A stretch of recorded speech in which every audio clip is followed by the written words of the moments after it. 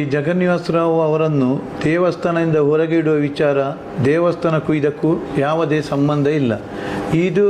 ಈ ವಿಚಾರವು ಎರಡು ಮನೆಗಳಿಗೆ ಸಂಬಂಧಪಟ್ಟ ವಿಚಾರ. ಈಗಾಗಲೇ ಇದು ಹೈಕೋರ್ಟು ಮೆಟ್ಟಲು ಏರಿದೆ. ಹೈಕೋರ್ಟಿನಲ್ಲಿ ಕೇಸ್ ಈಗ ಪೆಂಡಿಂಗ್ ಇದೆ. ಯಾರಿಗೆ ಗುಣ ಆಗ್ತದೋ ನಮಗೆ ಗೊತ್ತಿಲ್ಲ. ಆದರೆ ಇದು ದೇವಸ್ಥಾನದ ಕೊಡಿಮರದ ಅಡಿಯಲ್ಲಿ ಬದ್ದು ಕೂತ್ಕೊಳ್ಳೋದು ಇದು ಸರಿಯಲ್ಲ. ದೇವಸ್ಥಾನ ಸಮಿತಿಗೂ ಇದಕ್ಕೂ ಯಾವುದೇ ಸಂಬಂಧವಿಲ್ಲ. ನಾವು ಇದರ ಜವಾಬ್ದಾರರು ಕೂಡ ಅಲ್ಲ. ನಾವು ಹಿಂದೆ ಸಂಪ್ರದಾಯದಲ್ಲಿ ಹಿಂದೂ ಸಂಪ್ರದಾಯದಲ್ಲಿ ದೇವಸ್ಥಾನಕ್ಕೆ ಅರ್ಚಕರಿದ್ದಾರೆ, ತಂತ್ರಿಗಳಿದ್ದಾರೆ. ನಾವು ಇಷ್ಟರ ತನಕ ತಂತ್ರಿಗಳ ಮಾರ್ಗದರ್ಶನದಲ್ಲಿ ದೇವಸ್ಥಾನದ ಕೆಲಸ ಕಾರ್ಯವನ್ನು ಮಾಡ್ತಿದ್ದೇವೆ. ಇಂಥ ಕಂಪ್ಲೇಂಟುಗಳು ನಮಗೆ ಸುಮಾರು ಬಂದಿದೆ, ಬೇರೆ ಬೇರೆ ರೀತಿಯಲ್ಲಿ ಬಂದಿದೆ. ಅದನ್ನು ನಾವು ಗಮನಕ್ಕೆ ತಗೊಳ್ಳುವುದಿಲ್ಲ. ಅಂದರೆ ಇದು ನಮ್ಮ ದೇವಸ್ಥಾನದ ಒಳಗೆ ಏನಾದರೂ ಆದರೆ ನಾನು ಹೇಳಬಹುದಷ್ಟೇ ವಿನ ಊರಲ್ಲಿ ಆದ ವಿಚಾರಕ್ಕೆ ನಾವು ಸಂಬಂಧ ಅಲ್ಲ. ಇದು ಅವರಿಬ್ಬರು ಹುಡುಗ ಮತ್ತು ಹುಡುಗಿ ಮಾಡಿದ ತಪ್ಪು. ಅದಕ್ಕೆ ದೇವಸ್ಥಾನವನ್ನು ಯಾಕೆ ಎಳೆದುಕೊಳ್ಳುವುದು? ನೀವೇ ಅದನ್ನು ಬಗೆಹರಿಸಿಕೊಳ್ಳಬೇಕಿತ್ತು, ಅದು ಒಳ್ಳೆಯದು. ಇಲ್ಲದ್ರೆ ಕೋರ್ಟ್ ಉಂಟು, ಕೋರ್ಟಿನ ಕಾನೂನು ಪ್ರಕಾರ ಮಾಡಬೇಕು. ದೇವಸ್ಥಾನ ಏನು ಮಾಡಿದೆ? ದೇವಸ್ಥಾನ ಅವರ ಇಬ್ಬರ ಸೊತ್ತಲ್ಲ, ದೇವಸ್ಥಾನ ಎಲ್ಲರ ಸೊತ್ತು. ದೇವಸ್ಥಾನದಲ್ಲಿ ನಾವು ನೆಮ್ಮದಿಗೋಸ್ಕರ ಬರುವುದು. ಇದು ಅದಕ್ಕೋಸ್ಕರ ದೇವಸ್ಥಾನದಲ್ಲಿ ಒಳಗೆ ಎಂತಾದರೂ ನಮ್ಮ ಸಮಿತಿಯು ಅದಕ್ಕೆ ಉತ್ತರ ಕೊಡುವಂಥ ಕೆಲಸ ಮಾಡ್ತೇವೆ. ಅದಕ್ಕೆ ಸಂಬಂಧಪಟ್ಟವರು ಅರ್ಚಕರಿದ್ದಾರೆ, ಅಲ್ಲದೆ ನಮ್ಮ ತಂತ್ರಿಗಳಿದ್ದಾರೆ.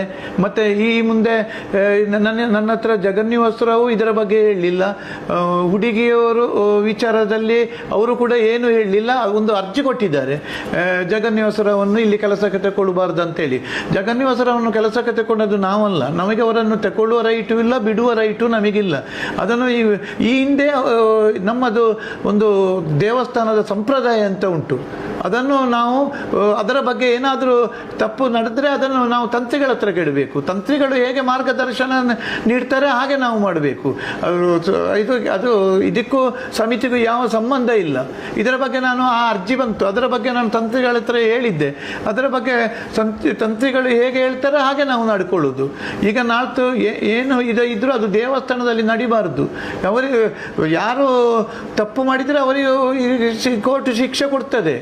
ಈಶ್ವರ ಭಟ್ರಾಗಲಿ ಸಮಿತಿಗೆ ಆಗಲಿ ಏನೂ ಅಧಿಕಾರ ಇಲ್ಲ. ದೇವಸ್ಥಾನಕ್ಕೆ ಬಂದು ಕೂತುಕೊಳ್ಳುವ ಅಧಿಕಾರವೂ ಇಲ್ಲ ಯಾರಿಗೂ ಕೂಡ. ನಿಮ್ಮ ಸಮಸ್ಯೆಯನ್ನು ನೀವು ಬಗೆಹರಿಸಿ, ಇಲ್ಲದ್ರೆ ಕೋರ್ಟ್ ಉಂಟು.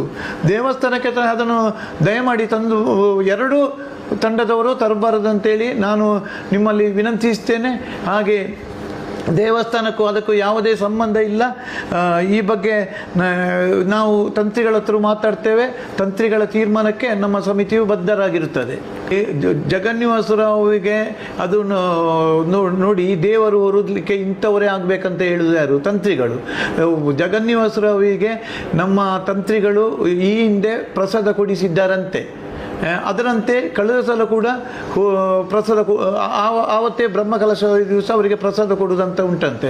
ಇಂಥವರು ಈಗ ರಥ ಕಟ್ಟುವವರು ಇಂಥವರು, ದೇವರು ಹೊರುವವರು ಇಂಥವರು, ಇದು ಕೊಡಿಯೇರಿಸುವವರು ಇಂಥವರು, ಹೀಗೆಲ್ಲ ಉಂಟು ಅದರಲ್ಲಿ. ಅದನ್ನೆಲ್ಲ ರವೀಶ್ ತಂತ್ರಿಗಳು ಅವರು ತಂತ್ರಿಗಳು ಮಾಡೋದು. ಹಾಗೆ ಅವರಿಗೆ ಜವಾಬ್ದಾರಿ ಕೊಟ್ಟದ್ದು ತಂತ್ರಿಗಳು. ಅದು ಅವರನ್ನು ಬಿಡುವುದು ತಗೊಳ್ಳುವುದು ಅದು ತಂತ್ರಿಗಳಿಗೆ ಬಿಟ್ಟ ವಿಷಯ. ಸಂತ್ರಸ್ತೆಯ ತಾಯಿ ನೋಡಿ, ಇದು ಅವರು ಈ ವಿಚಾರದಲ್ಲಿ ದೇವಸ್ಥಾನಕ್ಕೆ ಇದು ಸಂಬಂಧಪಟ್ಟ ವಿಷಯ ಅಲ್ಲ. ಇದು ಎರಡು ಮನೆಗೆ ಸಂಬಂಧಪಟ್ಟ ವಿಷಯ. ಏನಿದ್ರೂ ಅವರು ಬೇರೆ ಹೊರಗೆ ಏನು ಮಾಡಿದರೂ ನಾವು ಮಾತಾಡೋದಿಲ್ಲ.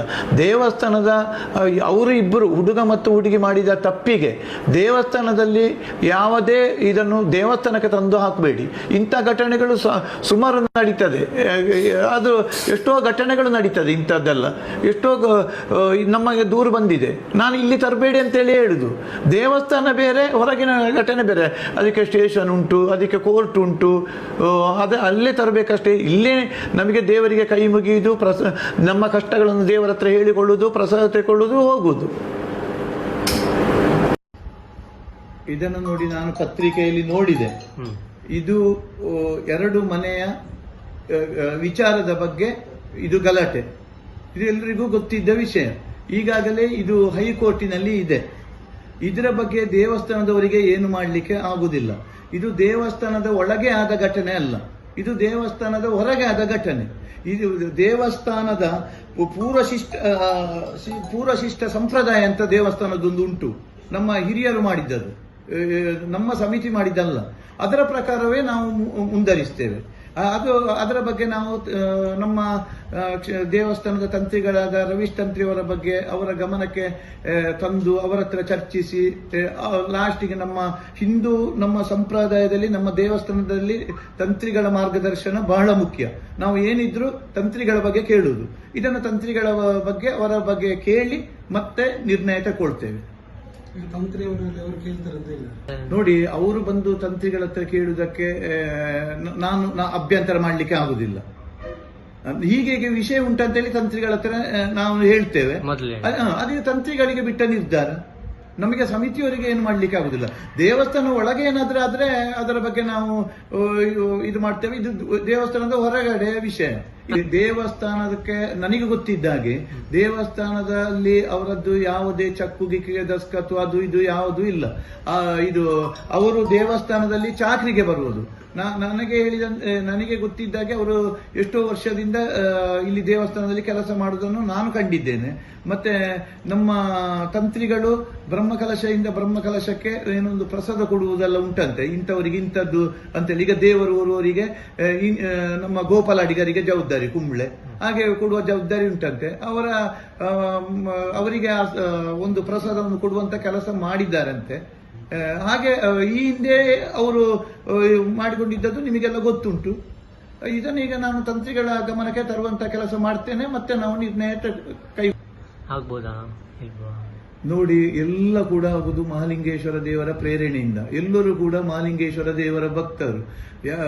ಯಾವುದೇ ಗೊಂದಲಗಳು ಆ ದಿವಸ ಆಗುದಿಲ್ಲ, ಆಗ್ಲಿಕ್ಕೂ ಮಹಾಲಿಂಗೇಶ್ವರ ದೇವರು ಬಿಡುವುದಿಲ್ಲ. ನೋಡಿ, ಅದು ಧ್ವಜಸ್ತಂಭದ ನಾನು ಹೇಳಿದಲ್ಲ, ಧ್ವಜಸ್ತಂಭ ದೇವಸ್ಥಾನದ ಬೇರೆ ಬೇರೆ ಅವರ ವೈಯಕ್ತಿಕ ರಾಜಕೀಯ, ದೇವಸ್ಥಾನದೊಳಗೆ ಯಾವುದೇ ರಾಜಕೀಯ ಆಗಲಿ ಯಾವುದೇ ವೈಯಕ್ತಿಕವಾಗಲಿ ದೇವಸ್ಥಾನದೊಳಗೆ ತರುವಂತದ್ದು ಇಲ್ಲ.